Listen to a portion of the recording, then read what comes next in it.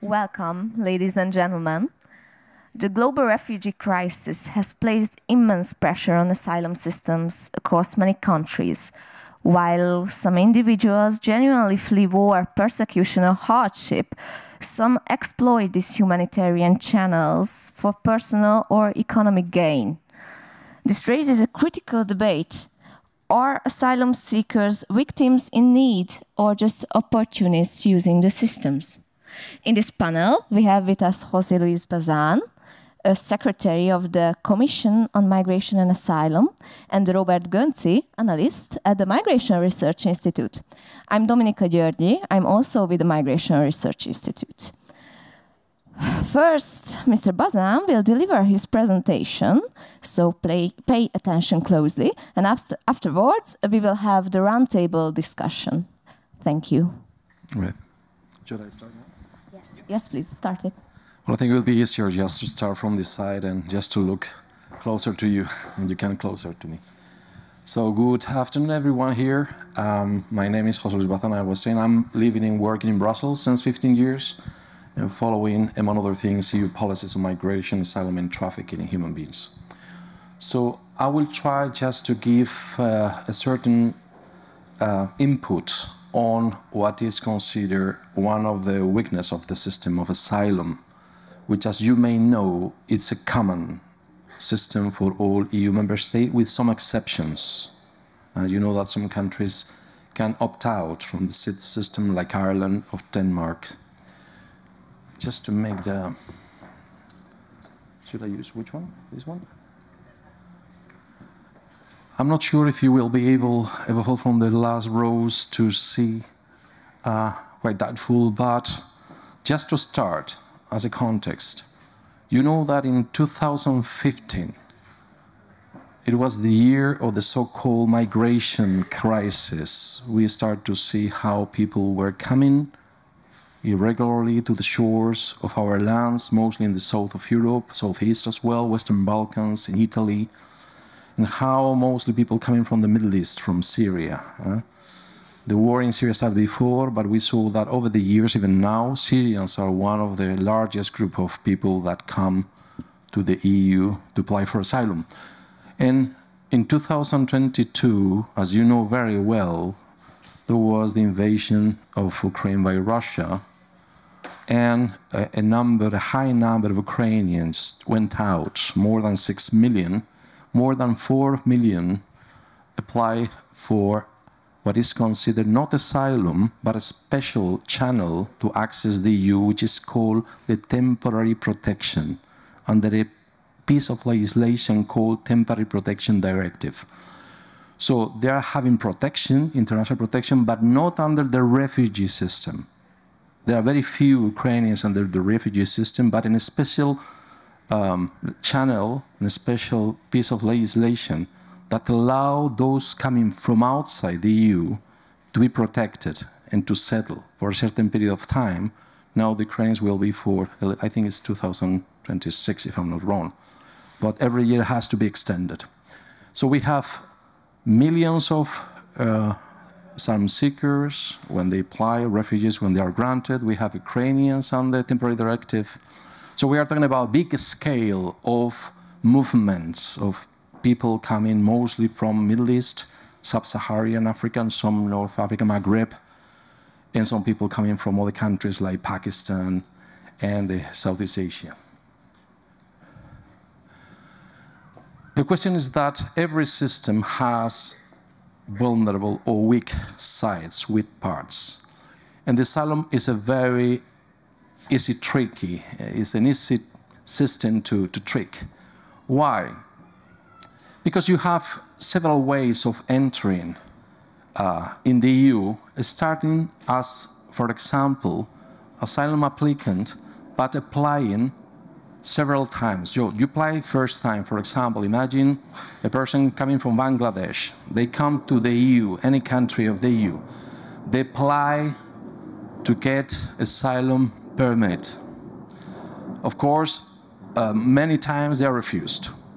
What do? They appeal to a court. They refuse. They appeal to another court. They refuse. What happens?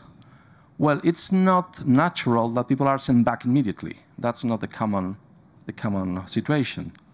What sometimes happens is that after the final refusal or rejection of the application, people say, okay, look, there are new details I can give to you to reconsider your decision.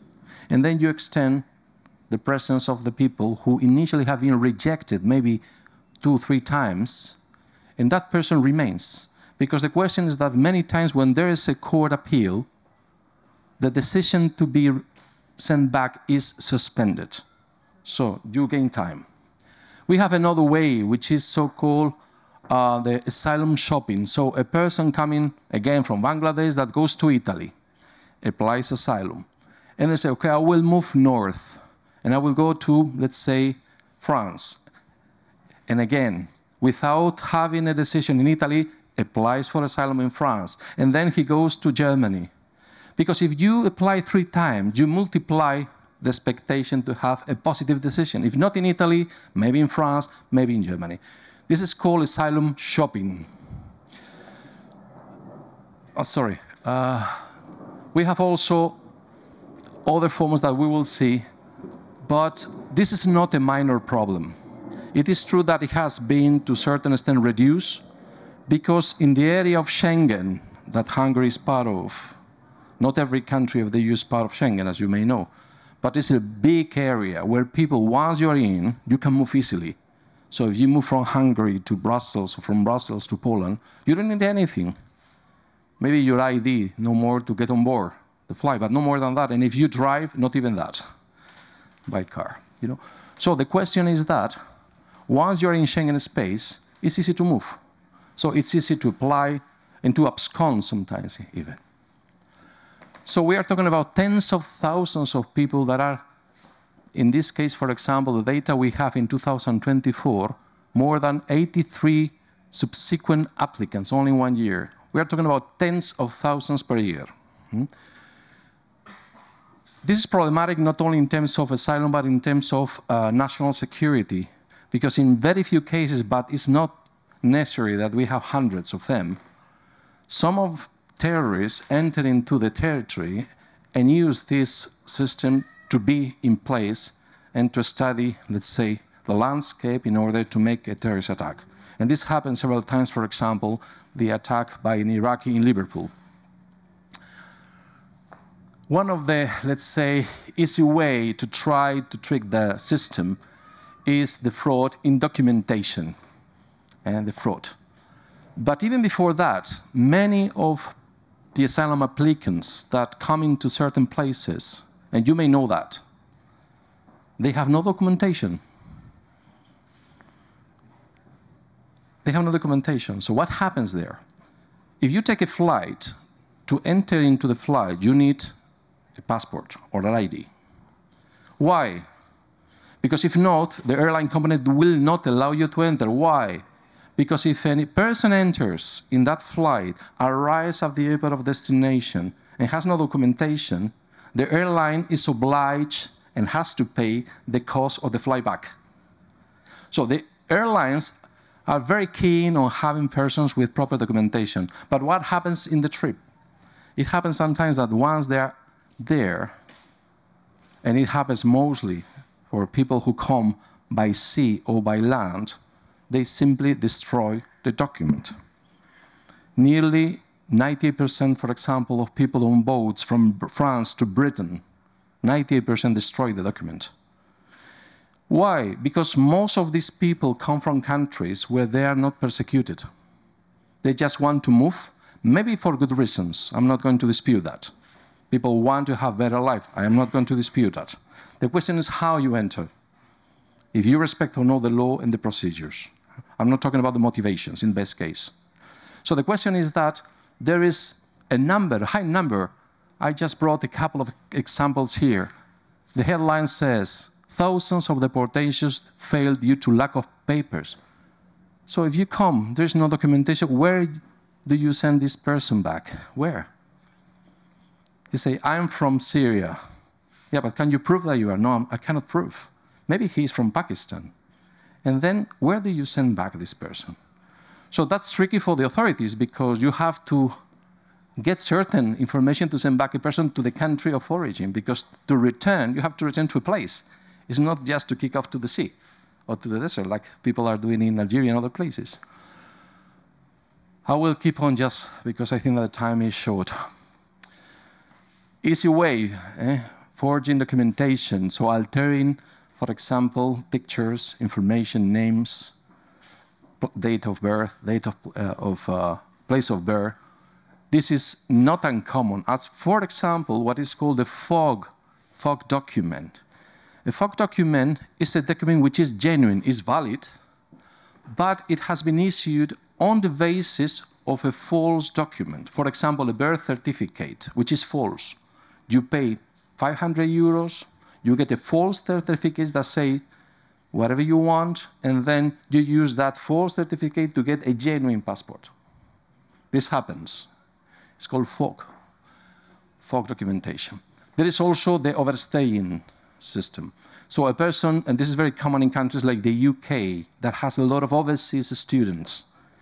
So you go for a 1-year period of academic studies, and after the year, you remain. That's illegal, of course, it's called overstayers. But that's also sometimes the way to enter. And it happens in, I could say that even in a number of 40% of cases. And a classical common impersonation. So a person which is very similar. And for us Westerners, sometimes we have difficulties to identify the face of certain people of other ethnic origin or other places in the world. So if a person looks like the guard who's in the border has very little time, there is a report, I cannot remember if it was 17 seconds or 20-some seconds. That was the name of the report because it was the average number of seconds that a border guard have to identify the person. So it's very short time, and it's quite easy to make mistakes. Impersonation is another way. Again, some cases, the Irish Independent, 2/3 of asylum seekers have used false identities. The Globe and Mail, spiking international student asylum claims and abuse of study permits, experts warn. Top right, Roma people flock to Switzerland to collect benefits using fake Ukrainian passports. Last one on the right side, an international network dedicated to illegal trafficking of migrants between the Dominican Republic and Spain using the look-alike method has been dismantled. So we are not talking about hypotheses, we are talking about cases that appear in media, and we know that very few of the real cases appear in media. From time to time, if there is a big let's say, a big case. I don't know if any of you had experience of being stolen an ID or passport. In my case, only once, and I did not realize about that. And it happened to me that the guy who stole the document afterwards wanted to sell it to me for 500 euros, which it happened to me is real, the case. It was in St. Petersburg, in Russia. So it took to me, and then, as in many countries, you need to accompany a paper with the address where you are living. And the guy obtained the telephone number of the person who was there, and then the person called me. There is a guy saying that he has your passport, but he's asking for, maybe you can give me 500 euros for, let's say, just for the effort, just to give it you back. And I said, no way, I will go to the Spanish consulate to get a new one. And immediately he get down the price to 120 euros. And I accepted, because it was much easier to get that than to come back to Spain and to come back again to Russia. It's much cheaper. But it cost me 120 euros, and I paid it to the one that stole my passport or one of the members of the gang. We are talking about 52 million documents, IDs and passports, which are either lost or stolen. 52 million in Schengen area. Can you imagine what can you do with 22 million documents, many of them stolen, of course lost, but many of them stolen. Again, almost 5,000 false identity document sites in Greece. In the right side, how easy it is to obtain a fake Syrian passport just for $1,000, which is money for For a dinner is money. For a person who wants to come to Europe is nothing. They will sell everything to get it. I found a website that I will bring it here only for pedagogical purposes. I just went to the home site. I did not enter rejoin, so if you do that, it's your responsibility. But I said, this is not possible. So it's expressdocssupply.com. It is very well done, the website. It is very well done. I don't know if it's fake or I don't know. But it says buy fake passport online now, buy ID cards online, buy driver license online, WhatsApp, Telegram, us. Just an example. Of course, sometimes it's not so obvious and evident. Sometimes you have to go to certain Telegram or WhatsApp groups. Sometimes even you have to go to the deep web. But don't think that this is only for persons who are really in the dark side of the world, because we are talking about tens of thousands, hundreds of thousands of people. Passports. Does anybody here know the Principality of Sealand? Of course not. You know. It was not an island, it's a platform. Not even a natural land. It was an old platform. You can see the platform on the left side. So in the upper part is the passport, supposed passport. And here in the left down, you can see a platform which has been abandoned decades ago. This is called a fantasy passport, a passport of a country that does not exist.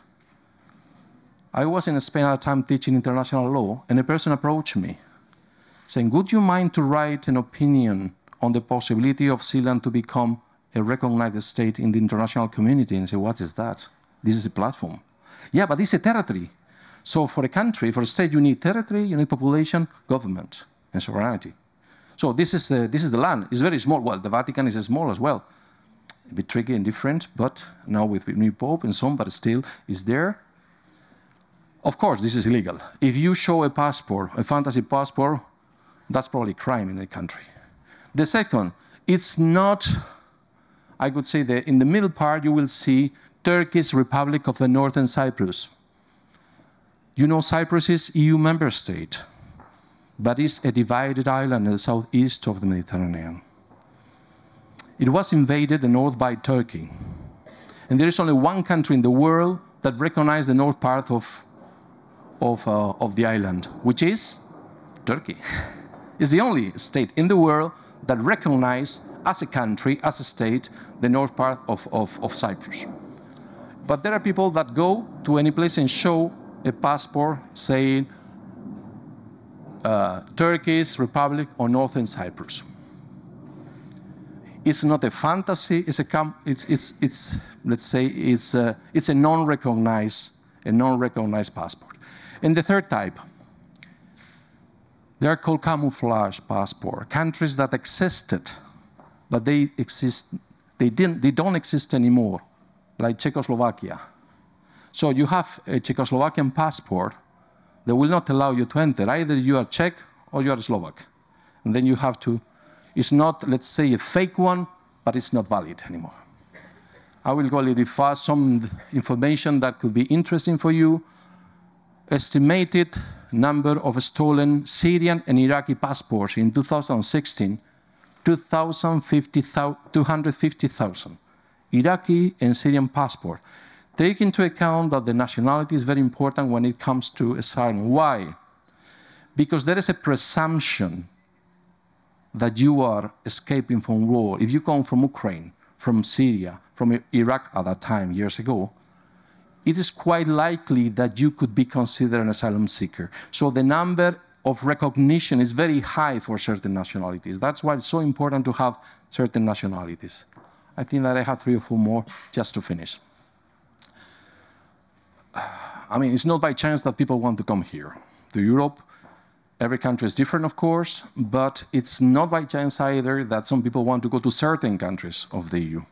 In the past, we know that many of them wanted to go to Austria, to Germany, to Sweden, because of the generous social system and the capacity also to access social benefits.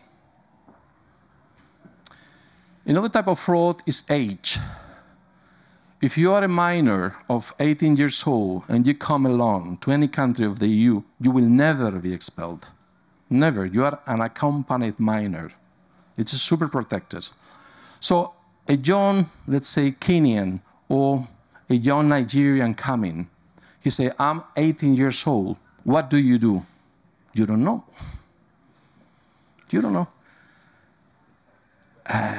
Do you put this person in the track of person that cannot be sent back?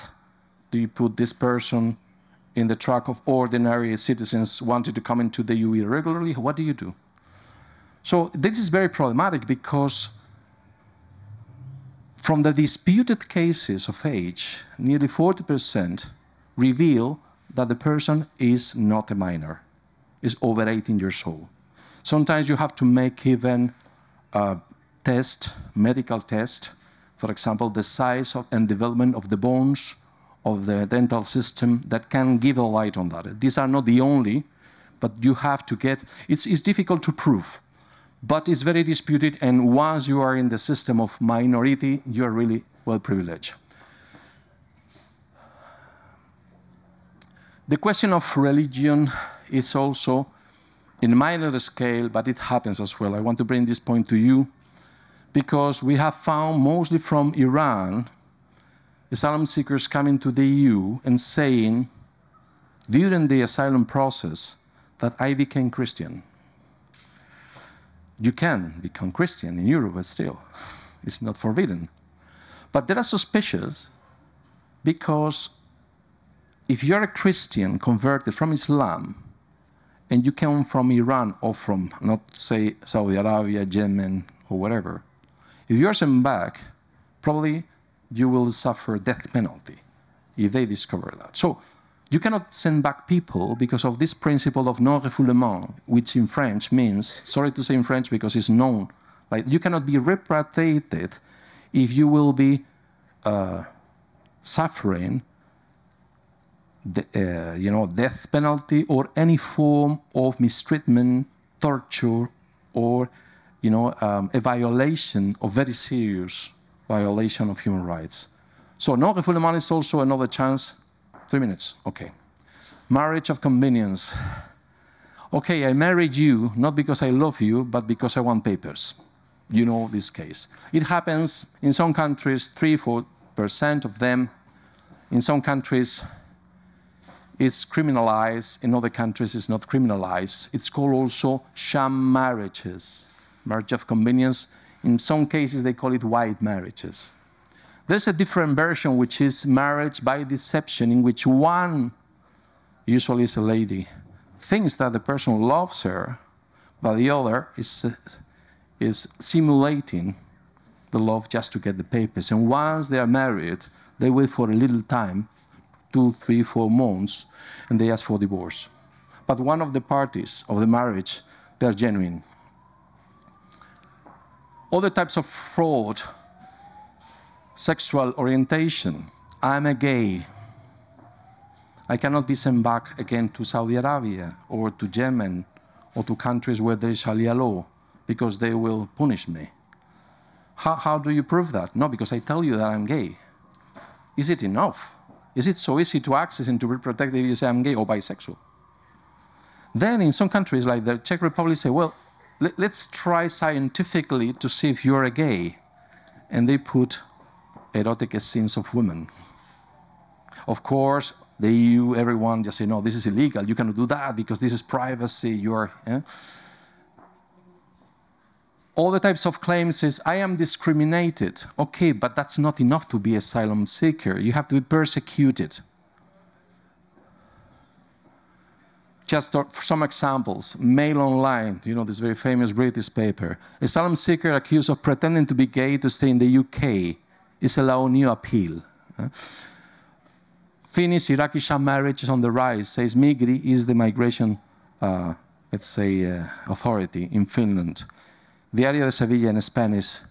The judiciary avoids in Spain every month 43 cases of marriage of convenience. And the last one, I am gay, foreign, and I'm married to a lady, a Spanish lady, just for papers. This is the last one. we talk about asylum seekers, some of them. We don't have to criminalize the whole of them because thousands of them just come because they just flee the war. But the problem is not only there. The problem is also in the system. For example, in the UN, and it's not me who's saying. There's a former officer of the UN High Commission of Refugees speaking about the cases in Uganda, Kenya, Sudan, Yemen, Ethiopia, and Libya, where these people were trying to make people to move legally, saying these are vulnerable people, and this was fake. But there are other cases. For example, it was recently reported in Spain that the Red Cross in Spain was registering adult young boys as minors. This is a fraud of law. We can continue the discussion about these issues. It's just the initial of the conversation. Thank you. Thank you very much for the presentation. I will align myself. So, let's define who is considered a refugee and who is a migrant. Well, for a journalist, usually, or for a regular citizen, a migrant is anyone who goes from one place to another, even internally. But legally speaking, a person that moves from one part of a country to another part, not voluntary, but because there is a reason for that, is called IDP, internal displaced person. To be a migrant, you have to cross an international recognized border. If there is no a border to be crossed, you are not a migrant. That's why in the EU, migrants are called third country nationals, TCN, third country nationals. So for a migrant, you have to cross. The difference between a migrant and an asylum seeker is that the person that looks asylum basically is escaping from a situation that initially was a persecution, but can be also analogous situations like a war. So a person who does not come because is persecuted or living a very dangerous situation will never be a refugee, will be a migrant. So the difference is that while we have a structured asylum system that oblige EU member states to give international protection to those looking genuine asylum, there is no such a thing as migrant. I always say that there is no one policy, migration and asylum policy. There are two policies, different policies. It's like going to the hospital via emergency or going to the regular, family doctor. It's very different. If you go to emergency, you will immediately, because there is a danger that should be given a response immediate. I could say that this is the main difference, even though there are other different situations. For example, a resettled person. In the migration sphere, there are different concepts that we tend to speak very lightly, and some people have even coined a very doubtful expression, which is forced migration. There is no such a thing of forced migration. Either you are a migrant or asylum seeker. When you speak about forced migration, the problem is that you want to put everyone in the box to apply the best access. And that's not fair for the countries, because this goes beyond a marriage, a commitment. Once a person is here, you will not leave the responsibility of the community towards that person, and much less if it's a family with minors. So it's not for that. We have seen that in Europe, in Belgium, UK. Belgium signed a treaty with some... Yeah? Come back. And more than 50 years ago, what we have now in Brussels, for example, is the third generation of people. So it's not even the persons, it's the persons, the sons, the grandsons, and probably they will live there. So we are talking about intergenerational commitment. Immigration is a cardinal issue regarding Europe. What are the current numbers, and which organizations play a crucial role in monitoring the migratory routes? Robert? Before I start to talk about this, let me quickly reply, because I gathered some ideas while you were talking. And regarding this, what to call refugees, migrants, etc., I think we have another word that we need to use more and more, which is asylum seeker, because the entirety of the European problem, the entirety of the problem can be traced back to the cases of asylum, and that the core of the problem itself in the European migration crisis, which falsely we used to call refugee crisis, which it is not, because it involves a lot of different regions where the actual question is whether these people are eligible for asylum so they can become refugees later on.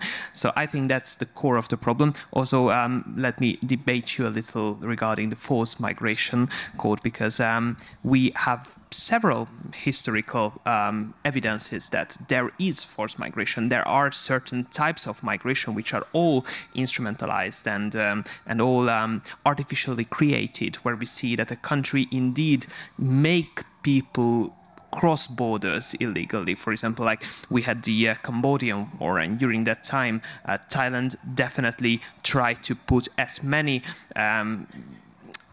different ethnic groups which are not Thai people to the border with Cambodia. So in case it goes over the border to the Thai territories, then it would be first hit not by the Thai people, but these local ethnic minority groups. So there are cases, or we can see the current instrumentalized flows of migration to the European Union, which indeed involves migrants who already wanted to go to the European Union, but after they were falsely flown to countries like Belarus or Russia, they then face the situation that they are indeed coerced to cross the border in ways they did not want to cross the border, brought by the police, for example, of Belarus to the Polish border, and then forced to cross the border to Poland. Now, I think that can be called forced migration. Yeah, but not in the way that people name forced migration, because for those who use this expression, what they want to mean is that anyone who has a strong reason to leave is forced migration. It can be whatever. So it's true that sometimes coercion is used in some countries, like, for example, also the Algerian authorities that are bringing people to the border. That may happen, but that's not the concept of forced migration that we hear by those who are using that. So there is a possibility that some migrants are forcibly removed, but most of the time is not to come to the country, it's the other way around. So you're talking about those who are sent from Belarus to Poland by the police. That's true, but usually forced migration is the opposite, you know? So I could say that the language is becoming weaponized in terms of migration. Why? Because those who want to pave the way for people to come, which is in principle I have nothing against, the question is who is coming, what for, how many, to which country, for which purpose, because we have to see that panoramically, not one by one. We think of migrants as individuals. I would say this is not true, because one of the first legal title to come to the EU is family reunification. So 1/3 of people come because they already have a sponsor member of the family, which usually most of the times is a male. So a male comes, stays here, gets asylum, and then immediately applies for family reunification of the wife and children. So you have to think that for every male of certain age, you have to multiply the responsibility of the country. It's not one person. It's not one generation. We are talking probably about 3, 4, 5, maybe in the future more. Because most of the people by culture, tradition, or religion, they tend to be or to have larger families than locals. Yeah, and it's a very good point you brought up regarding family reunification, because if, for example, if we look at the Hungarian current guest worker program, which comes up a lot regarding the upcoming elections in Hungary, we see the 2+1 years program that the Hungarian government is currently using, which strictly forbids the family reunification, indeed, exactly with that attempt to stop making the same mistakes like certain Western and Southern European countries previously made, that the guest worker came in, then the family came in, then they remained, and now, for example, in the case of Germany, we have Turkish and Kurdish people who are living in Germany since the 60s, simply because they misused this type of system that originally was only for these people to come in and work and then return home. Now, but back to the original question that Dominika brought up regarding the current numbers, ladies and gentlemen, we have to see that the numbers of migration inflow is gradually decreasing across the European borders. Now, we have the first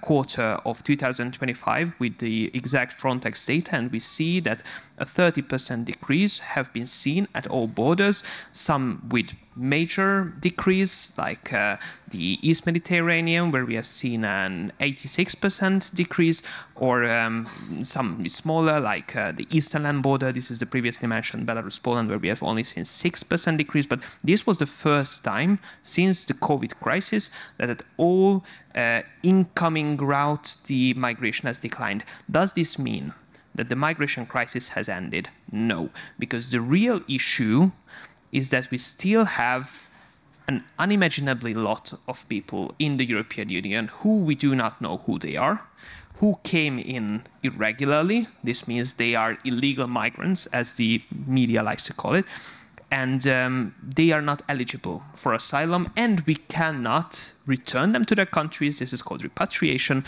or they cannot be expelled because they claim, as you mentioned previously, that they're coming from regions which is forbidden for them to be sent back based on the non-refoulement of the international law. And we don't have a solution for that. And we have a lot of problems that is created by it, mostly related terrorism. Like if we look back to the past half a year in Germany, we can see a lot of different terrorist attacks, Solingen, Magdeburg, Schaffenberg, Munich 1 and 2, which were all being committed by people who were previously expelled from the territory of the European Union, but we cannot send them to anywhere. Therefore, they are remaining in these countries, and then they commit these atrocities. And that's quite problematic. For example, the person who drove the car into the crowd in this Munich demonstration, we might remember that. It was right before J.D. Vance said those words in the Munich Security Conference. That person arrived to Italy in 2017. Sometime later, he returned in Germany, or appeared in Germany, and in 2021, the German authorities said that this person is not eligible for asylum. Then, in the beginning of 2025, he's still in Germany.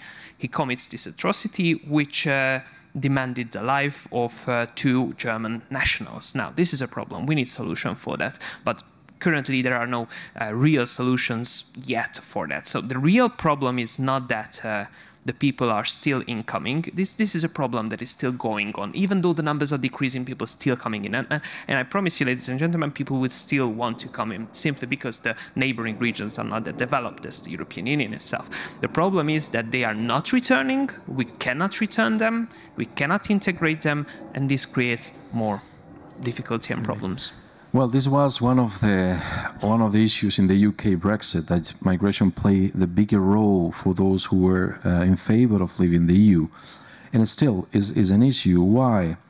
Because we have a system of human rights, mostly the European Convention of Human Rights and the jurisprudence of the Strasbourg Court, that have a lot of restrictions that are applied for domestic courts. We have seen that in Italy, when Meloni tried just to create the Albanian, let's say, hub for certain people, young people coming by sea and so on. So there were very few people. But nevertheless, there was a lot of resistance from the judiciary, applying probably correctly the very permissive jurisprudence of the Court of Strasbourg. That's why the UK is even thinking in get rid of the European Convention and to create its own system of human rights, just to avoid that there is a permanent collision between the sovereignty of the state and the restrictions imposed by international law. That's one point. The second point is that only 1/3 of people are returned. It's very costly. So if you have Nigerians in Poland, Hungary, Spain, 5 here, 10 there, you have to go capital by capital in a flight. It's tremendous. And sometimes we don't have leverage that to impose the acceptance by the countries of origins. They don't want that. I can give you just a comment on, in Morocco, for example, you know that Morocco is very close to Spain. It's very easy. Not only the mainland, there are 2 cities in the north of Africa that belonged to Spain since centuries, 4 or 5 centuries, Ceuta and Melilla. And it's very easy to jump from Morocco to one of them. There was only in one day, there were 7,000 youngsters from Morocco jumping to one of these cities. And I heard, it's a rumor, but I heard that it was because there was fake news that Cristiano Ronaldo was traveling to that city to sign, you know, to give autograph. So 7,000 youngsters jump into the illegally. So it's very simple. And we don't have still the possibility. So the idea of creating hubs, which is, by the way, now allowed in the EU, when it's EU law, in the EU Pact on Migration Asylum, in the EU return regulation, it's allowed that member states create hubs outside the EU. That's allowed. I'm not sure if will be solve the problem, but it's another tool at disposal of the countries. Thank you very much. I'd like to ask the audience if any questions they might have. This is the time to ask. They can ask in Hungarian as well, if they want to speak English, and you can translate. Yes, of course. Hogyha magyarul van kérdés, azt is nagyon szívesen várjuk. I'm not seeing any response. So, thank you very much for your insights. This was a thought-provoking presentation and a very nice discussion. And please enjoy Ludovika Festival. But let me remind you, next Thursday, May the 15th, Migration Research Institute hosts the Budapest Conference on Terrorism. And please follow us on social media and visit our event where we discuss issues surrounding terrorism in the 21st century, featuring Mr. Diego Muro. So thank you very much. Have a nice evening.